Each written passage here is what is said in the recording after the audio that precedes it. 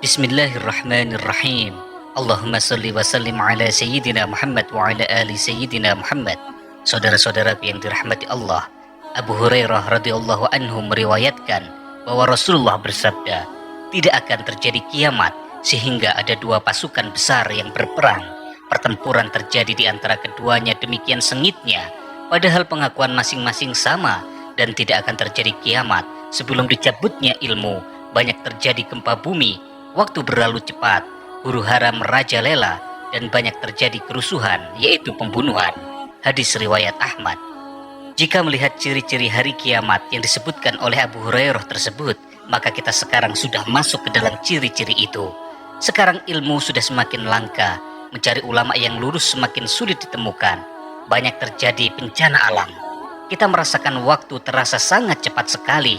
Hari berganti hari, bulan berganti bulan, tahun berganti tahun, semuanya berlalu begitu saja, terasa sangat cepat semuanya. Huru-hara, kerusuhan terjadi di mana-mana. Kemudian kita melihat di media massa, di media sosial, berita pembunuhan hampir tiap hari menghiasi media-media tersebut. Saudara-saudaraku yang dirahmati Allah, perang adalah simbol peradaban yang tidak pernah lepas dari kehidupan manusia. Ketika suatu kelompok merasa unggul atas kelompok sekitarnya, dia akan melancarkan agresi dan menunjukkan kekuatannya dengan menggelar pertempuran. Predikat menang dan kalah adalah inti dari segala bentuk peperangan. Hampir dapat dipastikan setiap zaman dan rezim diawali dan diakhiri dengan peperangan. Perang pun menjadi kekuatan yang mampu membangun peradaban baru dan menghancurkannya kembali. Maka tidak mengherankan jika kehidupan dunia ini sebagaimana diramalkan Rasulullah akan hancur binasa akibat pecahnya peperangan dan juga pertempuran. Hadis dari Abu Hurairah di atas menunjukkan bahwa menjelang akhir zaman nanti akan pecah sebuah perang dahsyat yang melibatkan banyak pihak. Persenjataan yang dipergunakan dalam perang ini akan lebih canggih dan lebih mematikan serta tidak pernah terbayangkan sebelumnya. Bila saat ini senjata nuklir menjadi momok menakutkan yang ditentang negara-negara di dunia, maka kelak ketika waktunya tiba, senjata itu akan benar-benar menjadi andalan perang dari negara-negara yang bertikai saat itu. Sebagaimana lazimnya peperangan terdahulu, perang di masa kerajaan Romawi, perang dunia I, perang dunia II, pertempuran ini akan melibatkan dua kelompok adidaya yang memperebutkan suatu wilayah atau suatu kepentingan yang sama. Di wilayah yang diperebutkan inilah perang akan terjadi. Wilayah itu bisa terjadi di Asia Tenggara, kawasan Teluk, ataupun kawasan Timur Tengah. Inilah perang dahsyat yang menjadi salah satu tanda kiamat paling penting. Dalam kitab-kitab suci, perang ini disebut dengan Armageddon, yang akan menciptakan kehancuran di semua tempat dan menciptakan kesengsaraan bagi semua bangsa, baik yang terlibat peperangan ataupun tidak terlibat langsung dalam peperangan. Korban jiwanya tidak lagi dihitung dalam bilangan puluhan ribu, melainkan jutaan jiwa, bahkan ratusan juta jiwa. Rasulullah Shallallahu Alaihi Wasallam sudah memberikan isyarat bahwa perang dahsyat ini terkait erat dengan penaklukan kembali wilayah Konstantinopel, ibu kota kerajaan Romawi Timur, dan juga kota Roma, pusat Vatikan. Nabi Shallallahu Alaihi Wasallam bersabda dalam sebuah hadis yang diriwayatkan oleh Muaz bin Jabal, kemunculan peperangan sengit yang berdarah-darah dan kemunculan peperangan sengit yang berdarah-darah, penaklukan Konstantinopel dan penaklukan Konstantinopel, dan kemunculan Dajjal. Hadis riwayat Abu Daud. Saudara-saudaraku yang dirahmati Allah, di dalam hadis itu Rasulullah meramalkan akan terjadi dua peperangan sengit. Begitu juga halnya dengan penaklukan Konstantinopel yang akan terjadi dua kali. Penaklukan pertama sudah terjadi pada masa Sultan Utsmani, yaitu Muhammad Fatih, dan penaklukan yang kedua akan kembali terjadi menjelang hari kiamat. Setelah bersabda demikian, Rasulullah Shallallahu Alaihi Wasallam kemudian menepuk paha Muaz bin Jabal sambil berkata, ini sebuah kebenaran, persis saat seperti kamu duduk sekarang ini. Memukul paha semacam ini merupakan cara untuk mempertegas sebuah kenyataan. Saudara-saudaraku yang dirahmati Allah, Armageddon merupakan perang besar antara kebenaran dan kejahatan. Umat Islam yang dipimpin oleh Imam Mahdi diramalkan akan memenangkan perang ini.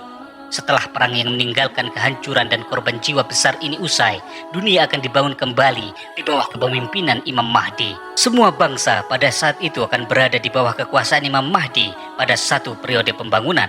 Maka tak terkecuali bangsa Yahudi pada saat itu akan kalah dalam sebuah peperangan di bumi Palestina. Saudara-saudaraku yang dirahmati Allah, Muhammad Isa Daud, penulis buku Dialog dengan Jin, di dalam bukunya yang berjudul Menyongsong Imam Mahdi, Sang Penakluk Dajjal, ia mengemukakan lebih dari 85% orang Yahudi di seluruh dunia mati dalam perang Palestina. Kekalahan telak orang-orang Yahudi, darah mereka sampai menggenangi bumi Palestina, sebenarnya sudah dituliskan dalam kitab Taurat Nabi Musa alaihissalam, dan beberapa pendeta Yahudi sebenarnya telah mengetahui kabar itu. Tapi setelah periode perdamaian dari Imam Mahdi ini berlalu, akan terjadi perang dunia yang lebih besar lagi. Inilah yang disebut dengan perang Dajjal besar, yang keluar secara terang-terangan di dalam bentuk dirinya yang asli. Pecahnya peperangan ini dilandasi oleh kebencian terhadap Islam dan kepada umat Islam.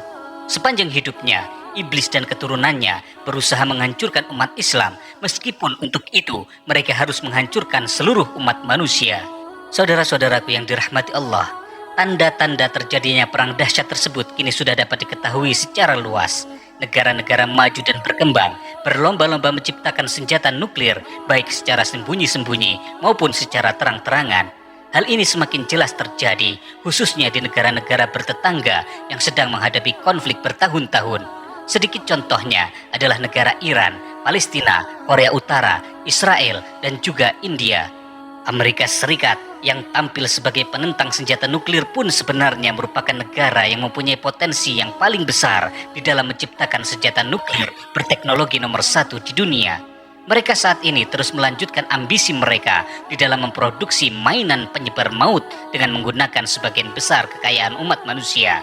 Saudara-saudaraku yang dirahmati Allah, peperangan tidak hanya terjadi dalam bentuknya yang umum dikenal. Peperangan juga terjadi antar dua kelompok yang terlibat percekcokan sepele. Mereka bertempur karena mempertahankan harga diri dan juga mempertahankan wilayah kekuasaannya masing-masing. Kelompok mafia dan geng-geng preman yang terorganisir dan juga terlatih mulai berani menunjukkan jati diri mereka dan melakukan aksi pembunuhan di banyak tempat. Pertempuran dan pembantaian terus terjadi secara terus-menerus dan membabi buta, sehingga menimbulkan kerusuhan dan huru-hara di mana-mana. Dari Abu Hurairah radhiyallahu an, Rasulullah bersabda, waktu saling berdekatan, ilmu berkurang, kikir tidak mau hilang, huru-hara merajalela, dan banyak terjadi kerusuhan. Para sahabat kemudian bertanya, "Ya Rasulullah, kerusuhan apakah itu?" Rasulullah menjawab, "Pembunuhan, pembunuhan." Hadis riwayat Bukhari. Saudara-saudaraku yang dirahmati Allah, bila saat itu datang, siapa saja yang berada di luar rumah dan juga di jalan-jalan dapat menjadi korban pembunuhan. Suasana akan sangat mencekam seperti yang digambarkan oleh Rasulullah. Setidaknya suasana itu kini dirasakan oleh saudara-saudara kita di Palestina yang sistem keamanan mereka dan kenyamanan hidup mereka dihancur leburkan oleh pasukan Israel dan pasukan Amerika. Dalam hadis lain, Rasulullah Shallallahu Alaihi Wasallam menggambarkan kondisi manusia pada akhir zaman, yaitu ketika orang yang duduk di rumah lebih baik ketimbang orang yang berdiri, dan orang yang berdiri lebih baik ketimbang orang yang pergi keluar rumah dan terlibat dalam masalah serta perselisihan. Masa itu merupakan masa sulit sehingga orang keluar rumah akan terjerumus dalam kemalangan, sementara orang yang tidak keluar rumah terhindar dari hal yang membahayakan. Rasulullah Shallallahu Alaihi Wasallam telah berpesan dan memberi peringatan kepada umatnya yang akan hidup pada masa huru-hara itu supaya tidak terlibat ke dalam berbagai kesulitan dan persoalan yang membingungkan. Ketika kekacauan benar-benar meluas, seseorang sebaiknya menetap di rumahnya dan mengisi waktunya dengan sholat, membaca Al-Quran, dan juga berzikir. Wallahu a'lam bishawab.